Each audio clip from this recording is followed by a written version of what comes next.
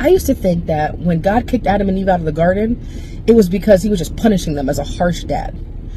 And then somebody was like, no, no, no, that was probably the most loving thing he could have done. Had they eaten from the tree of life after sinning, they would have been separated from God for eternity.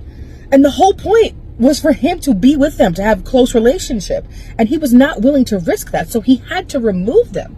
If the first time when he told them not to eat of the tree, they didn't listen, they wasn't going to listen the second time. And so he removed them. And just in case they were going to try to get stealthy with it, he was like, I'm going to put an angel, fire, all the things. Angel was like, I wish you would. But it makes me think how sometimes when we go through those harsh experiences, when we're reaping hard consequences for actions that we did, it's an act of love. Because when we know that God is holy, and we know that God is love, and we know that God is merciful and gracious, and that the only way he could behave is based on those characteristics, yes, it may be difficult to go through those things, but we don't question God's character because he's the same yesterday, today, and forever.